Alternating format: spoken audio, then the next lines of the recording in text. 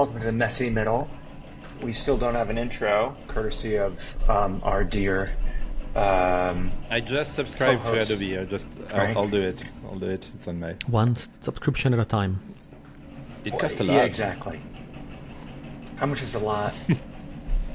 I don't know. It's like I always take some time. Like the nice thing about Adobe is there's a way to get like discounts. So for some reason I got their before March 1st discount. So I think I got everything for like $300 or $200 a year. But Okay. if not, it was like $500. You know. Well, Anyway. good. Well, I'm looking forward to that intro. And I think what I'll do also So maybe what- right after is I'll unsubscribe from Adobe, and usually what happens is they go from, are you sure you want to leave? Like, please don't leave. Okay, we'll give you a 20% discount. I'm still leaving. Okay, 50%. Please don't leave. Come back. You know, that's kind We're of the Adobe desperate. process. We'll pay you. Yeah, which I actually haven't seen in like early stage startups. At least their coding, maybe skills on sort of the pricing page. Maybe this has changed. That they don't offer that. Like a lot of the early stage ones are like, okay, you're gonna go, okay, go. So like, or they're just not sophisticated enough that they've gotten to the point where they're like, please, I beg you, like we need this for our Wall Street numbers. I'm gonna do that for So- Ellipsis actually. Sorry, we didn't start, but You I'll should. definitely gonna implement a pain in the ass. Like, I'm assuming there's like a simple plugin or something that you could use in one of the WooCommerce or e-commerce sites, or not. Maybe it doesn't exist. You would think so, and I don't think. But anyway, but if anyone wants to do a startup for that, Unstripe. Yeah, exactly. Please unsubscribe, but actually, we'll get you to subscribe back. So last week we had a great. I think last week we had a fantastic Fantastic guest. Thank you, Frank, again for that. I had a lot of commentary back from some of our subscribers, including my mother, and you know, I think it was a really nice insight into what the hell it looks like in the post-exit world for somebody that actually succeeded and financially has been there. So that kind of like piqued some interest on your end of, at the end of the conversation, Sylvan was discussing this idea of going back to work on physical things. I think he's building like a steel chair. I don't remember exactly what he was working on, but we have some other friends working on wood. Taking from that standpoint, we wanted to discuss this week the concept of, I guess, of learning new things in the in-between and in the messy middle. So, I don't know why, Frank, why do we want to talk about that? Because I have like a controversial take on it, but I'll let you go, Frank and Teddy. No, sure. I mean, again, like the messy middle is there's a bunch of things you don't know. You have a bunch of time free. And it's very common at one point to be like, maybe you're out of touch with, the world, or maybe you've been too focused on your startup and your vertical. I guess the typical example right now would be AI. Maybe you're clueless about AI, but you want to do stuff on AI. Depending on what level you want to go to, it's going to take a lot of time and investment to, one, catch up and two, follow. And so, I have just one example. You want to be able to learn, and it's actually quite peaceful to learn because it's the opposite of the messy middle. It's, it's going through a curriculum, doing a bunch of stuff. Like it's order as opposed to chaos. And so, I'm curious about what you guys do or maybe don't do. I want to talk about maybe, what I'm planning to do, and then also, what we observe among our friends who have been post-exit and what they do. And it's kind of a wide subject. It can go towards useful things or things that are just for pleasure. Yeah, I think we'll talk about learning. Just wanna share some thoughts on these people, friends of ours, maybe some of us here trying to do this physical thing that you mentioned, Gabriel, like a actual thing outside. I think that's what I've realized is this trait or this, what's the word there? People wanting to do those things is some sort of burnout symptom. And I've seen it across the board, especially with developers going into woodwork. They will be freaked out from like everything, completely burned out, on the border of like depression, mild depression, and they just want to reconnect with I don't know, Mother Nature. So that sounds like a gateway drug for those. But I don't think it's a long-term commitment or solution to anything. So that's one thing that I observed. Yeah, I don't know if you No, I kind think of realize the I think same, again, or I you would have any thoughts on that? I would say there's like maybe three. I'm going to go with three verticals here. One vertical is learning useful things. So it's like going back to school, and I believe entrepreneurs are constant learners. And so the messy middle is a great time for you to accelerate whatever you want to learn, and you can become an expert in something you had no clue about really fast. So, that's to me, that's kind of a first pillar, which is, as you grow older and you get out of college, like how do you do continuous learning? And I think entrepreneurs do it in a different way. And I think the messy middle is actually the time where you can do it a lot more than when you have your own startup and are very busy and don't necessarily have time to learn new things. And I think there's the life balance one, where you're learning new things that makes you happy, and that could be knowledge, but that could be also physical stuff. So maybe learning a new sport, learning a new activity, learning something that you want to learn for a long time investment, like a game or whatever. And then I think you're right. There's also the last one, which is just learning something because that keeps you busy and get you, out of madness. And and you do that until you're tired of it, and then you go back to being recharged. And I guess we can talk about these three, and maybe which one we're doing right now. Maybe none of them. Which I guess the fourth one is not doing any learning. And that could be possible. So anyway, so curious to know what you guys are doing. Maybe it's only me, and then if not, I'll tell you kind of what I'm thinking of on my end. Teddy, what are you doing for learning? I want to learn. Yeah, I want to learn things that are useful to. So probably the first category that you mentioned, useful for what I'm about to do or what I want to do longer term.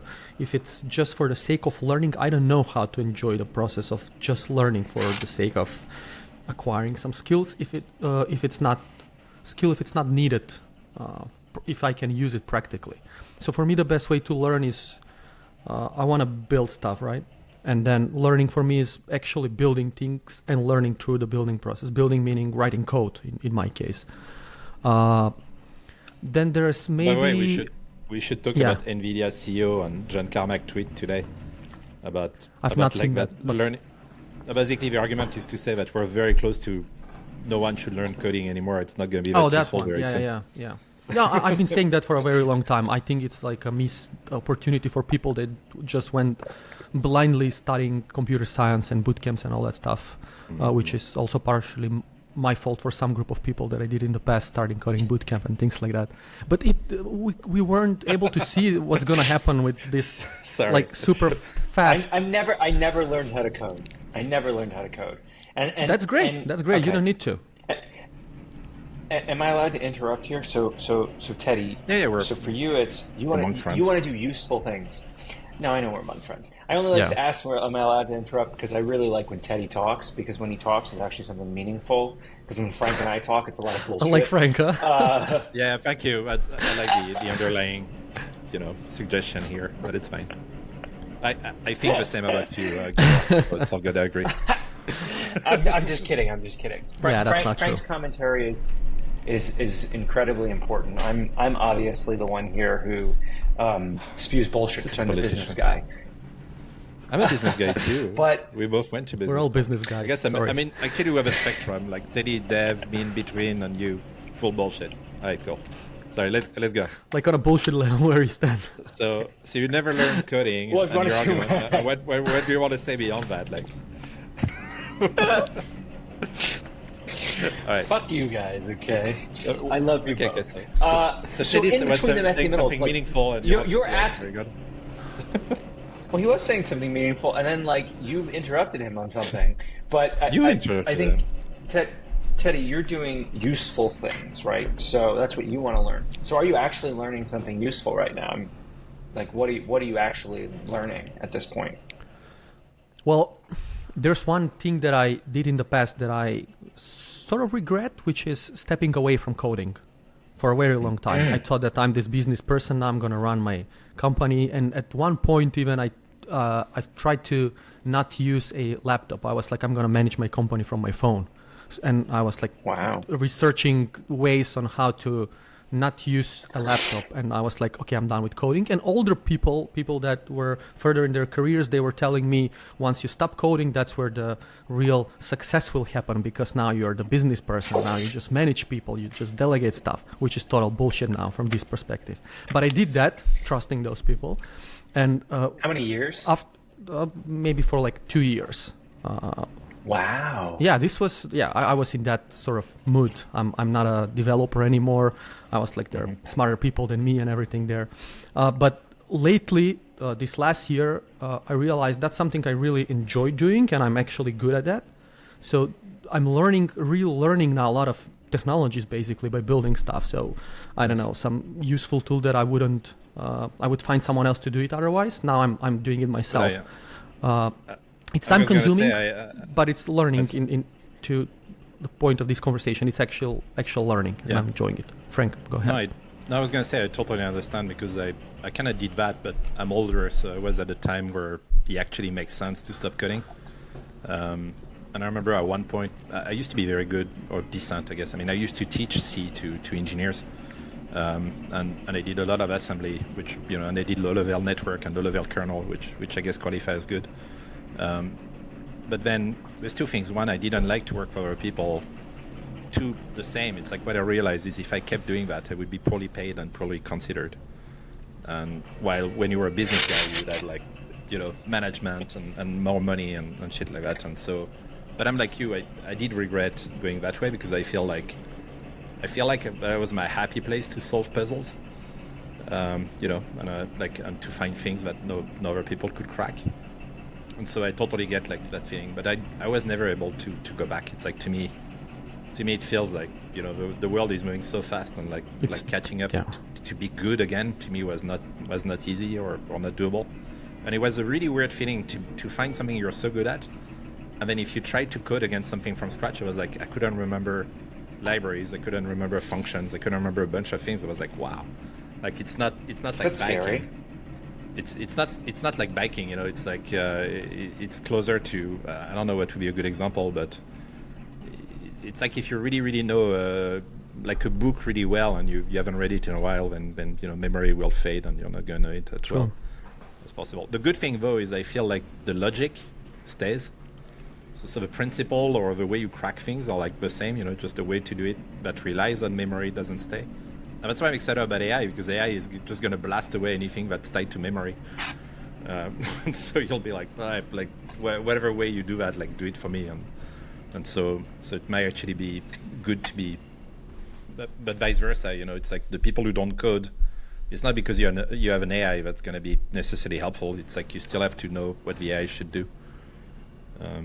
Problem-solving mindset. Yeah. And although problem-solving mindset you can have on the business side as well, but I think to actually understand. And to transition before, and so I pass it back to you, Gabriel. The thing I've learned though is the skill of being able to work with people, assemble teams of people doing business goals and strategy, and then translating it into operation is equally a super important skill. 100%. And it's like coding with people. And that's very different from coding with computers, where you just say something and they do it. And so in a weird way, they're kind of both similar.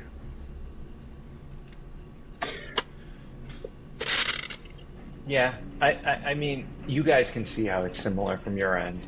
In my end, it seems similar, but I have no experience of actually coding. I mean, I built HTML websites, which were a joke, but outside of that, so I think it's something that I don't regret not doing, and I kind of wanted to talk and how I wanted to relate this sort of what you were doing during your messy, middle period and learning, Teddy. And Frank gave us these 4 categories. I always thought about the idea of learning how to code, but I bought the books, and I think I even bought a course, and I just couldn't. I attended the first 15 minutes, and I said, "Fuck this! I can't do it." Like, it was one of the for whatever reason, I just couldn't, and I sat there and I stared at the screen, and it made me so depressed. Like I just like this is not like I need to go meet people. I need to talk to people. I need to and it was a learning for me, and it was at a young age. It was like at 22, 23, when I probably could have actually learned how to code if I forced myself to do it. But I was like, if I forced myself to do something that I actually hate, which is math, like I don't like a lot of the math and calculus and everything. I actually transferred from business school to NYU, not just because I wanted to move to New York, but I transferred before I had to do the high level math in business school, which was like, I think it was high level calculus and stats in college. So for me, I don't regret not learning how to code. And when I look at the useful things that I tried to learn in between from the messy middle, like right now I'm struggling. Like I haven't learned really anything new yet. And it's been almost 4, 5, 6 months in the middle of my messy middle. But the last one, between Gamma, which was the startup, and the SPAC, which is more of a finance-oriented endeavor, I learned how to do finance stuff. I was like, I got some books on it. I spoke to probably 24 people of, how private equity works, how investment banking works, how, mergers and acquisition works, how you finance deals. And I came into the conversations doing the SPAC with a knowledge set that was much higher than I started, 9 months before on my messy middle journey. Because I started the SPAC about September 2020. Started like seriously September 2020, and I sold Gamma August. The sale was done August 2019. So that was a lot of fun, but that was mostly because I was envious of people doing these big deals, and I'm like, well, I want to learn how they do it. I want to learn the steps behind it, and I want to know how to do it from a practical standpoint, not just a theoretical standpoint. And so that was how I was able to, kind of make it a useful learning. From like a life balance thing, I also picked up painting again. And so I've got a lot of these like really small paintings, which just one says, do it, don't give up, you can do it. Cheesy. So I picked that up, which I haven't done again since, which is kind of funny. But I think for me, and I don't know if this is how you guys feel, is like once you've kind of identified the thing that you want to work in or the realm you want to work in, then you start to learn, you start to seek out the things that you want to learn and actually apply that for a useful thing.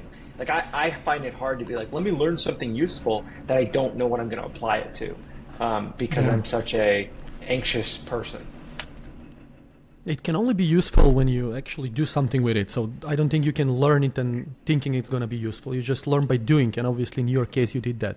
You learned that through the process between these companies. But on the life balance side of things, I don't know. Like you could have probably learned coding, but then what's the use of it? Are you going to aim to be like the greatest developer?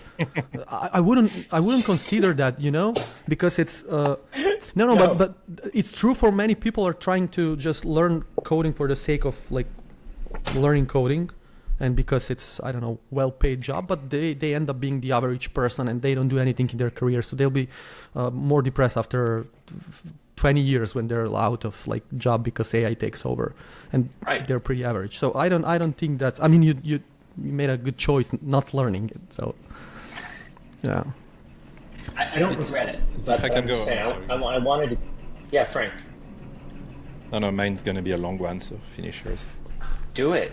I want a long one. We like this. Cool. So I just want to share where I'm at the moment. The first thing is, I think the best way I can learn something is usually by teaching it, and writing about it. So I'm gonna go back to writing. I did a class on AI, an introduction. So introductions are easy, but it's still every time I'm like, I know the subject, I've learned it, and then when I prepare the class, I'm like, oh shit, I need to go into so much more details and I have to dive a lot more.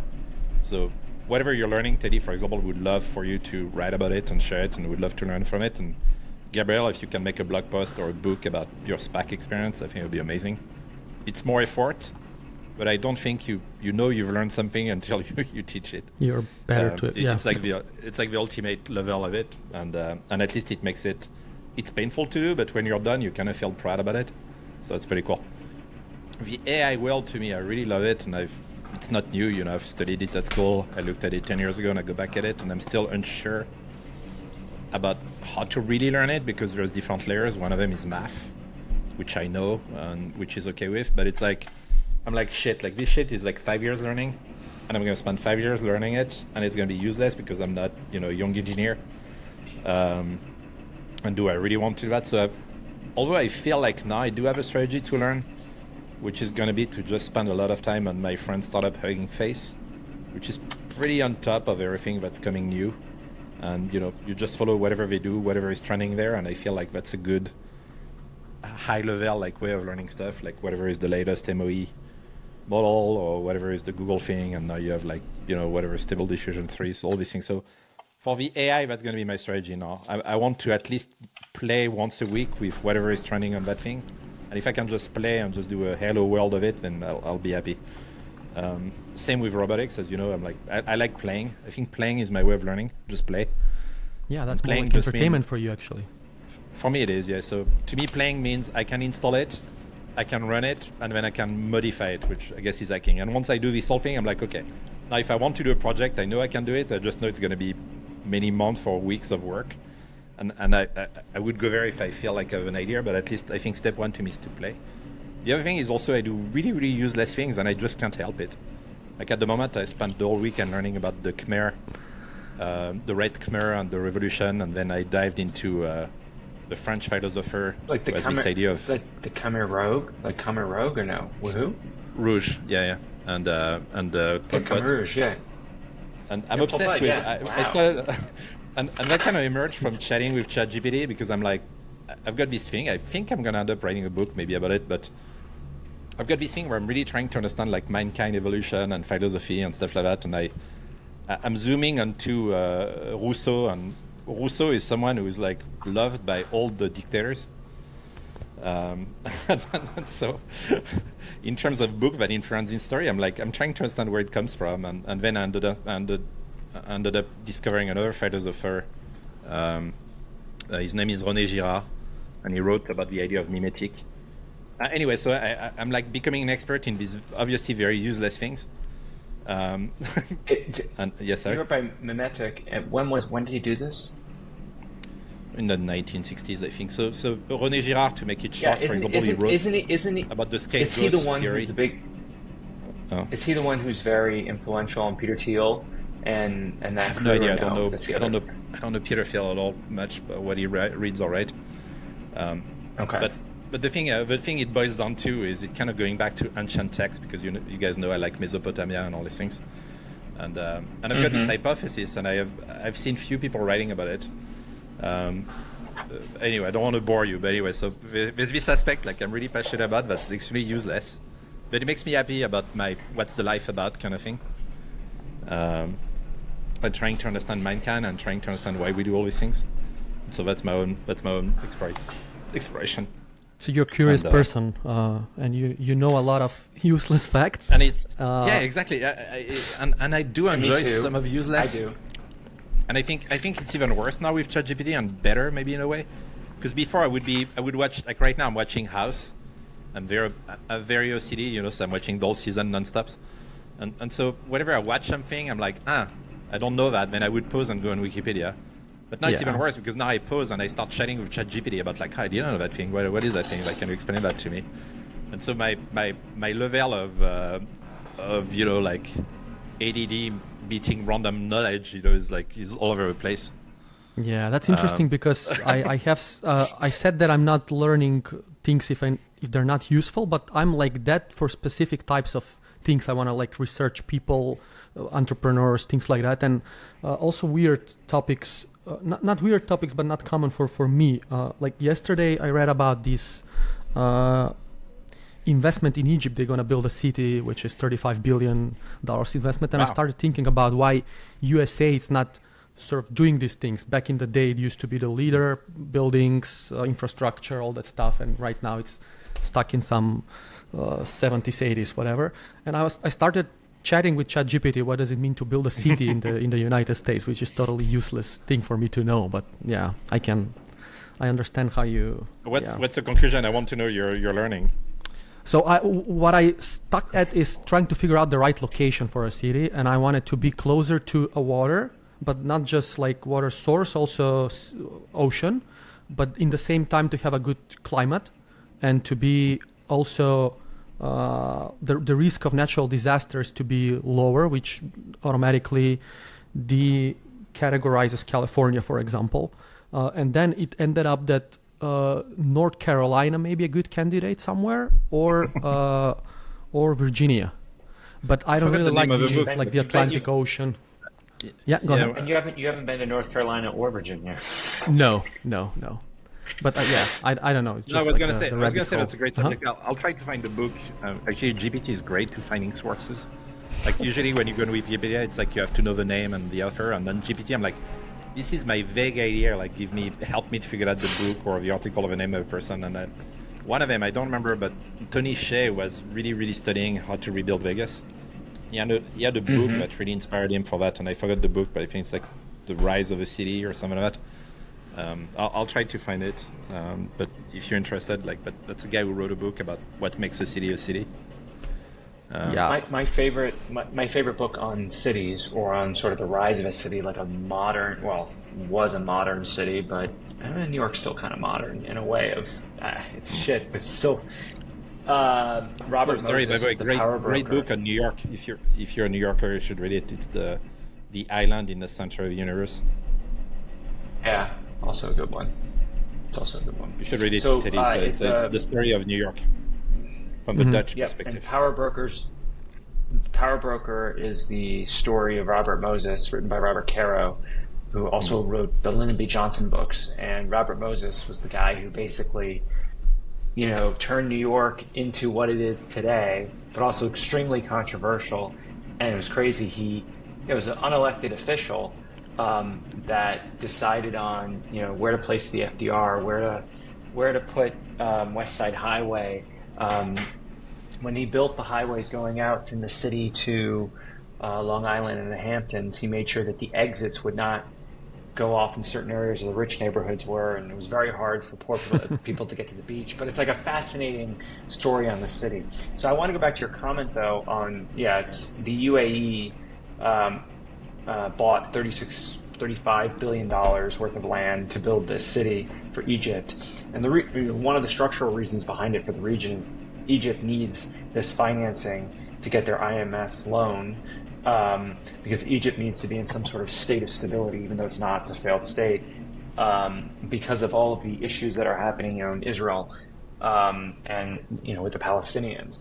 But I went to a fantastic Saudi event on Friday in Miami, which was the Future Investment Initiative.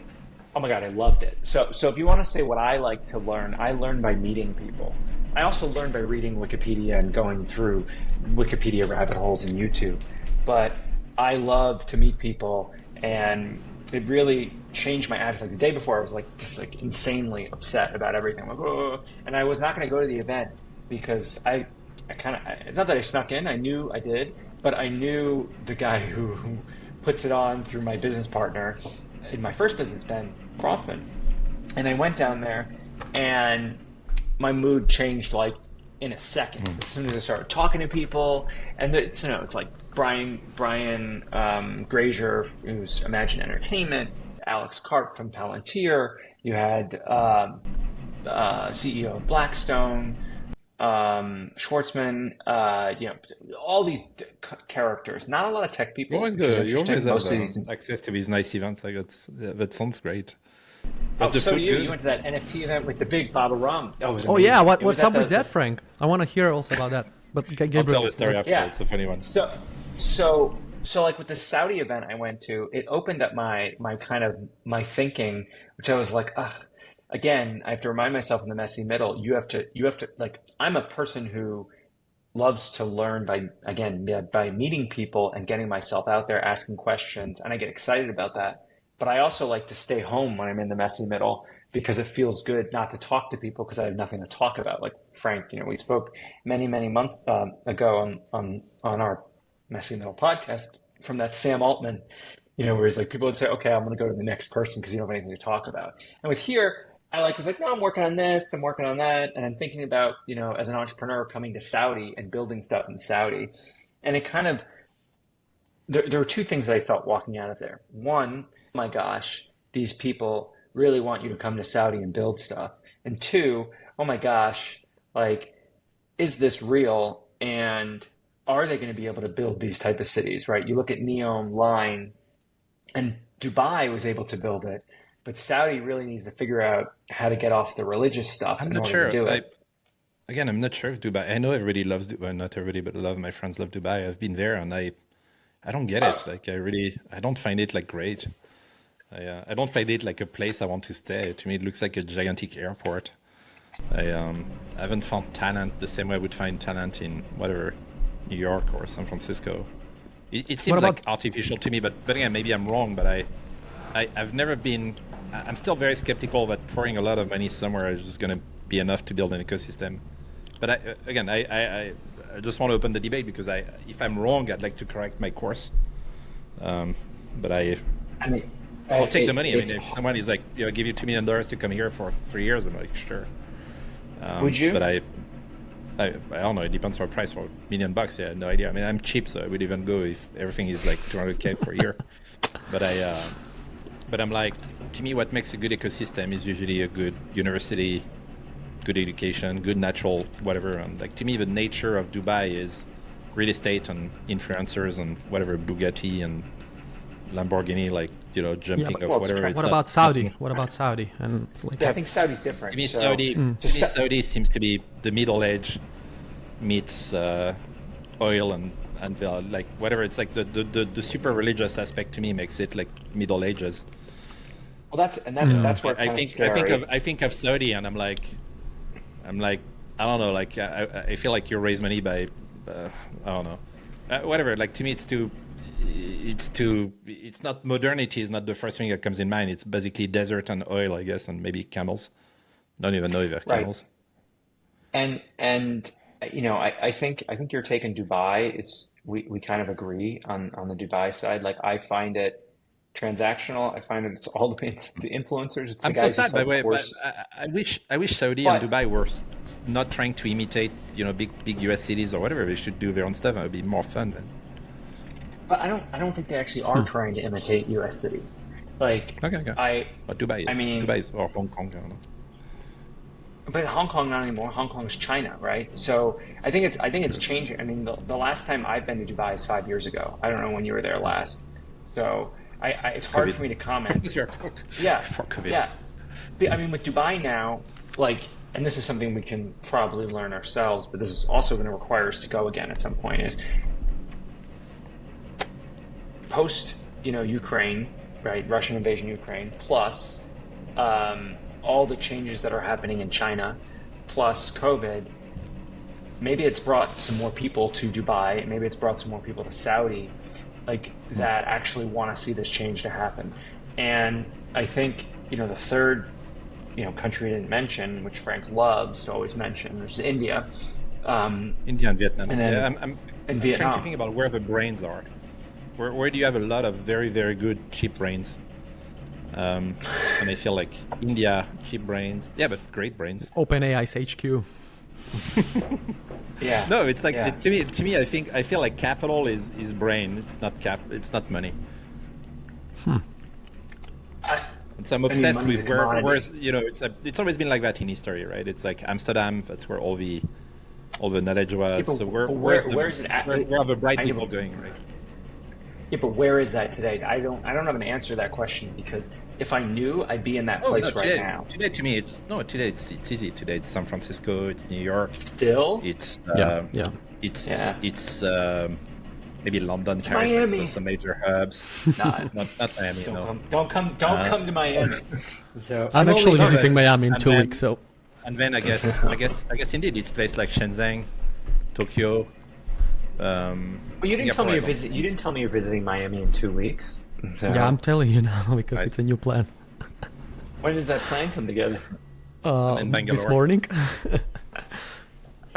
Nice. So Frank, no, I think it's Shanghai, Shenzhen. I think there absolutely are smart people in like really interesting things happening in Seoul. I think. Hong Kong Vietnam lost to a me lot. is like Vietnam is more a bet about where the next growth will be. So I think India is there and it's still going to grow. And let's not forget Nigeria. You know, if you go to Yeah, that's really interesting. like the people who are 10 years old today are going to be like just sheer volume is just going to be leading to, you know, emerging brains. Yeah, I'm not sure on the culture side of things, like culture fit in a way, like my Western oriented mindset and me being in the Eastern Europe working for the Western world, I know what transition needs to happen for something to be valuable worldwide. So I think that's a big challenge for me to understand how places like Nigeria, which has a lot of talent, will evolve. And on Vietnam, I'm not No one sure. knows, but, Yeah. Vietnam I like because I've been there and I saw like a lot of brilliant people with a cultural barrier or barrier of entry, maybe with language. That being said, I guess the other thing is where internet is going to be open. So I don't know if Saudi has like a super open policy on internet. Yeah, but I wanted to like ask. Because that's the issue Where- in Dubai. I remember now. When you go to Dubai, you can't do anything if you don't have a VPN, which is You need an a issue in VPN. China You also too. need- So, but Yeah. where, what attracts smart people? Because you said where the smart people are. Why would someone smart person would go to Dubai versus Vietnam versus San Francisco? You know, I reject smartness. So I would say educated people, but I think there's two things I'm still not sure about. I still believe we're going to be the generation that's going to see geography not meaning much anymore. Like, especially now that, you know, Apple like start to come back with something that makes more sense for VR. But we're still far away But you from have that. to be So at least for the somewhere. next But 20 you have years. to be somewhere. Yeah. No, but somewhere will not mean anything anymore at one point. I'm still convinced of that. It may take 10 years or 20 years, but at one point you'll be anywhere around the world and you'll be anywhere you want to be because people will join you in virtual world. But before we go there, at least for the next 20 years, I mean, you need internet too. So I guess we exclude that. We've been talking about that for many years. Like remote work will change and the world, how we operate. And it's been like 10 years and it turns out that San Francisco is again the hub for AI right now. If you want to be in AI, you have to be physically there. Yeah, And I agree. every sci-fi movie I've ever seen, and every book I've ever read from sci-fi, they're always traveling intergalactic to these different places. Yeah, And sure. Hold it's on. never- Let me dive. Let me dive into this. Other than the So number Matrix, one- where you plug into the Matrix, but the Matrix, you're still traveling in the Matrix to other. I'm confused. No, but, It's all about number travel. one. Okay. Two things. Number one about remote. Remote as like it's such a profound change. But I mean, it was impossible to even imagine 10 years ago that people would even consider working remotely. I know it's a reality, greatly accelerated by COVID. It might not seem like a lot, but I mean, even 10% of the workforce is gigantic, and so the transition is happening. So the trend is happening. The San Francisco, like what attracts people who are educated, are I think other people who are like-minded, like, you know, and things like that. And so my hypothesis is it's always, there was a study by Kaufman, I remember, because we tested like cheap place, we tested like good weather, and the conclusion is no. But I think the conclusion would change if you do it again today with new data. So I think these things like tend to shift very slowly. I think San Francisco right now is great and I want to go there, but do I want to move my life to San Francisco for the next 5 years? No. Do I want to go there for 4 months, say hi to a bunch of people, connect, go to a bunch of events? I feel like a city now, I consider it like, to me, it's almost like, maybe I'm wrong, I'm telling you how I think of it, but I think of these things as like events. You know, where you go to an event to know what's up. Now I feel like I'm going to go to San Francisco the same way I would go to the AI conf. And it's like I'm going to do, you know, 4 months of San Francisco, connect with people, figure out what's happening, do a bunch of events. And then I would just go wherever capital allocation would make more sense. But maybe I'm wrong. Look at your example right now. You're in Paris because your team is there. Imagine if your team is in San Francisco. And you can now tell us, like, how do you feel working with them closely, like every day for whatever, last 2 weeks versus, by the way, I'm a big advocate for remote. I actually do a lot of things remotely, work with people remotely, but I just don't see that transition On-site, happening. I still feel physical is important. Physical is important. On-site is way better. But at the same time, do I want to move my life somewhere, or do I have enough will that I really want to enforce remote, even though it's less productive? Yes. And I think there was this debate. I forgot who said that, but it's like if the greatest developer in the world wants to live on a boat, and there's no way you're going to get him in San Francisco, or you're not going to give him or her an offer. And so anyway, like we're transitioning, but to me, the reason San Francisco is booming is because everybody is losing their jobs, and it's Googlers, it's Twitter, it's the same thing that happened in 2008. And so wherever you have a lot of people who are doing tech and who are close to data, that's where AI is happening. And so great time to be in San Francisco for sure. Do you want to move to San Francisco? I'm not sure yet. I'll have to go there, but my guess is now you can get away with connecting in San Francisco, getting the right network, finding the right people, and then everybody agrees to move wherever they want, whether it's Austin, whether it's Europe. It just like, I feel like the office is going to be San Francisco 2 months a year, and then you go back wherever you want. So that's fine enough. I might be wrong, but I'll try to do that. I don't know what the answer is, because my last messy middle was fully remote, entirely remote because of COVID. I actually didn't meet. It's crazy. I didn't meet two of my guys in my team that were incredibly important, and I still have not met them in person after selling this back. My CEO I met pretty early on, like a month or 2 months into it, because I was in New York. It was 7 months that I met the other guy, and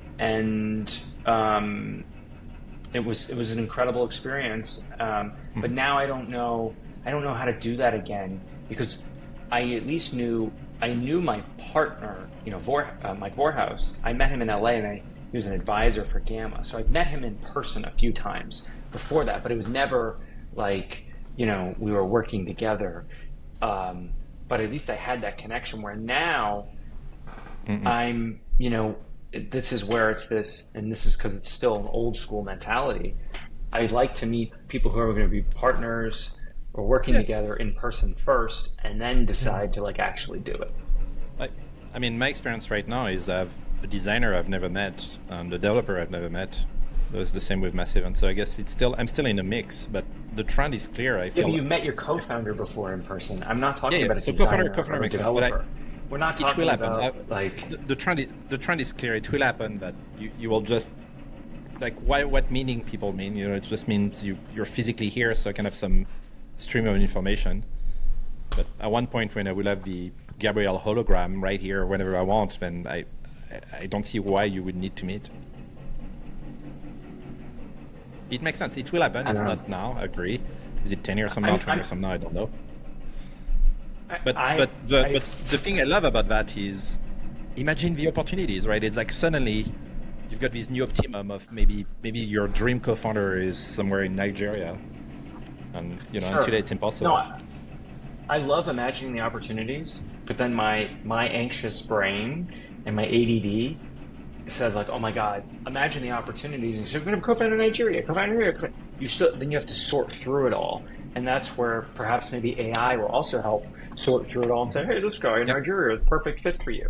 So like, and it's, my challenge, because I've been out of California so long, because LA, it's San Francisco, from a learning perspective, and then we should get our final points in here, is that what you learn in California is anything is possible.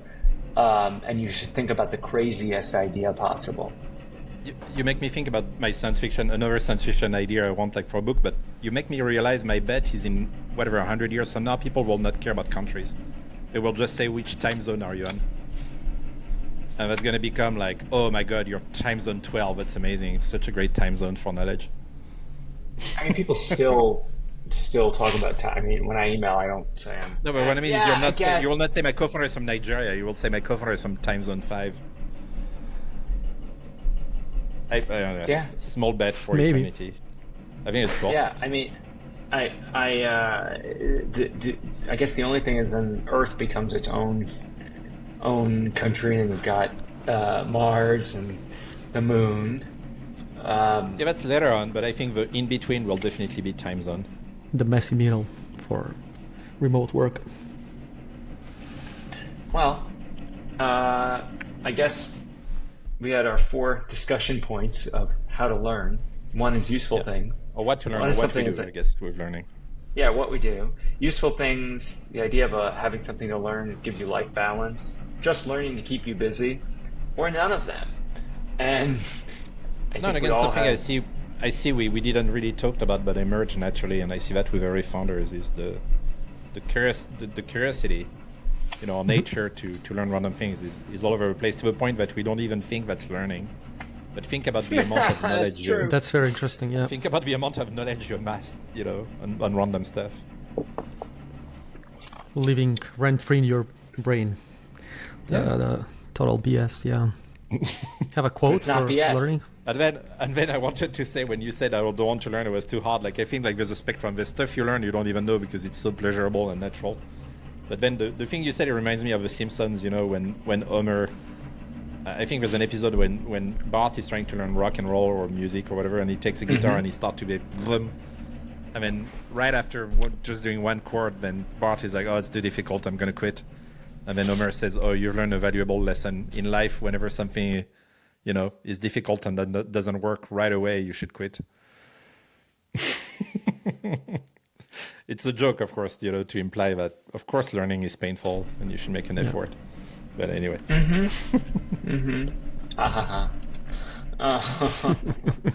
I'm looking up for a quote because I'm supposed to be. I actually have one from Albert Einstein here.